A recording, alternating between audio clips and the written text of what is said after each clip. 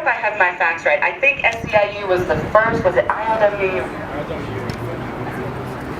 Okay, SEIU was the second labor union to join in solidarity. They followed in right behind ILWU. So we have SEIU 1021 in the House, represented here by Joe Keffer, because we all know what's up. Alan Brother was our dear brother, and Alan Bluford was our dear brother, and we all are our brother and sister's keepers. So here we have Joe Keffer from SEIU. All right, Joe. Hi. So as mentioned, San Francisco Labor Council and ILWU passed this article, the local, which is 50,000 people in Northern California, SEIU Book 1021, also passed the resolution. I have a copy of it here today. Hotel and restaurant employees passed it, and Oakland Education Association also passed it. So there's been some big, probably some of the more influential unions in the Bay and in the Bay Area that passed this resolution. I want to pick up on what Molly said. It's about accountability and where we are in terms of accountability.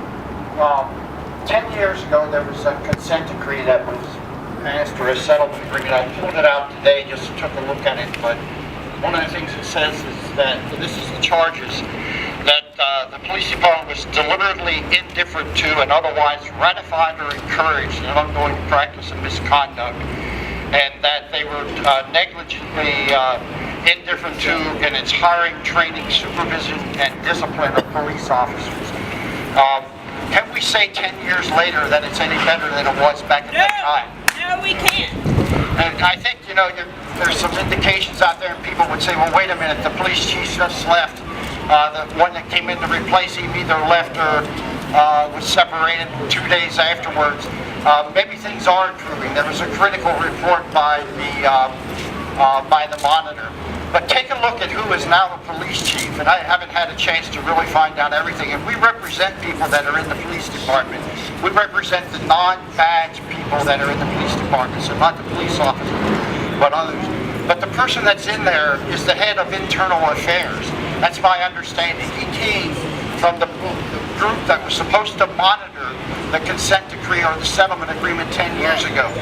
I mean, it raises some questions when 3 or 4 months ago, the federal judge, one of the most respected in the country, was ready to put this police department into receivership, and the person that I think was most responsible for doing those investigations and so forth is now the head of the police department.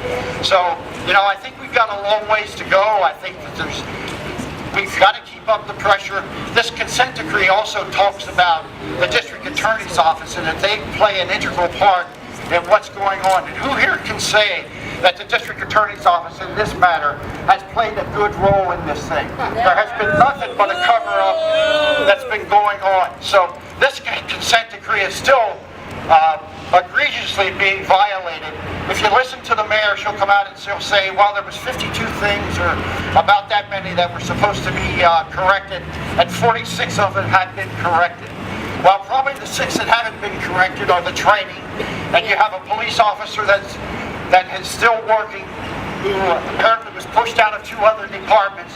The hiring process, the training process, he violated almost every protocol in what happened in this shooting. And then the investigation afterwards and the cover-up that took place is also a violation of almost every protocol that took place.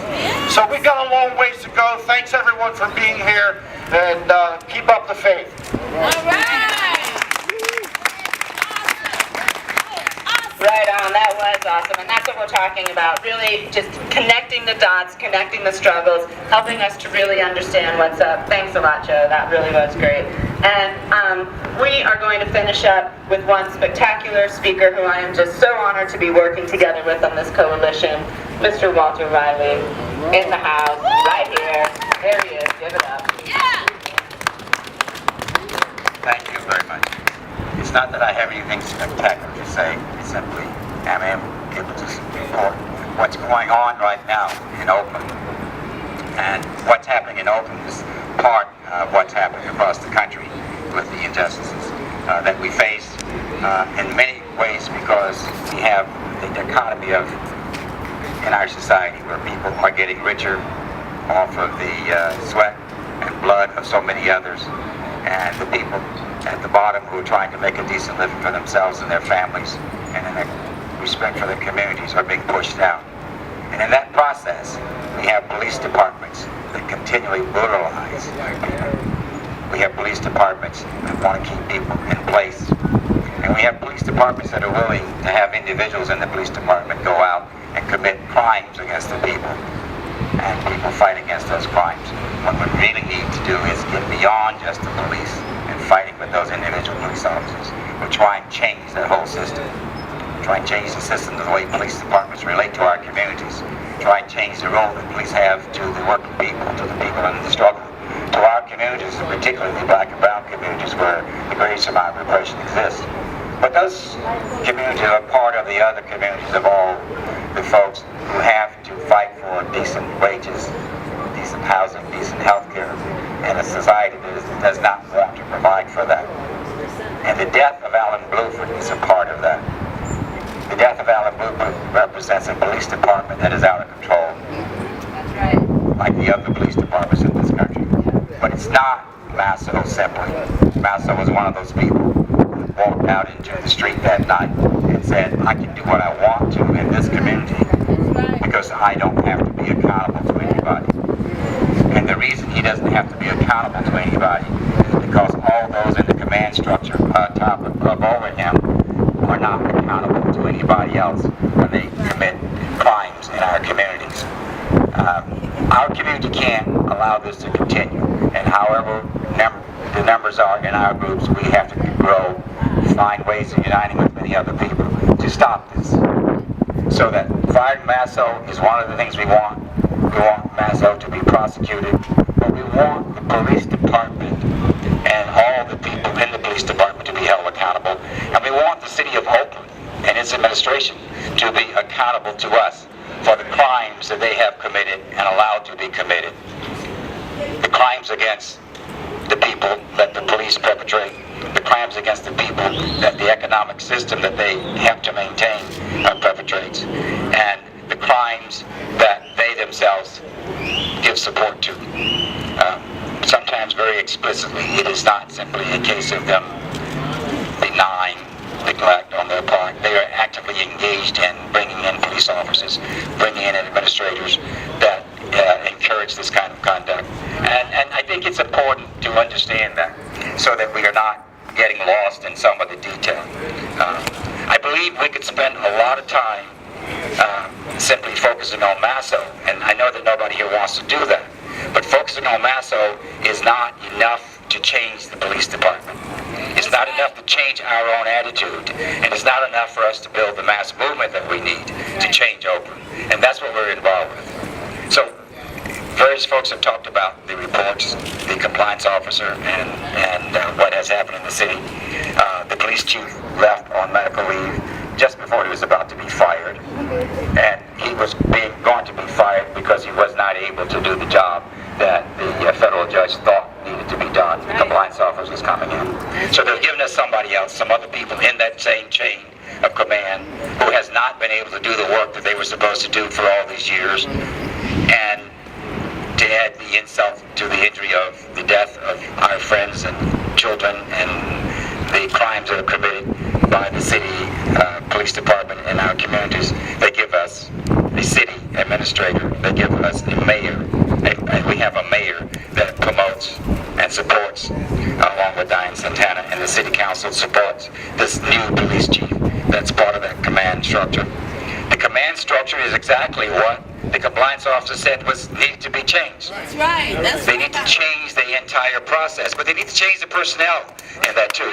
Now, while we want to readdress the role of police in our community, in our society, we have to also specifically say that the police department in Oakland has to make particular kinds of reforms. It has got to change. It's got to change the things that we can still do within this society, things that we can still do in Oakland that will make a difference, so that we can have some space for more growth and political development and unity in our community, so that we can have some time to spend developing and understanding of what we do with this economic structure, how we do to change our health conditions and housing conditions in our community, how we deal with the problems that we have with each other.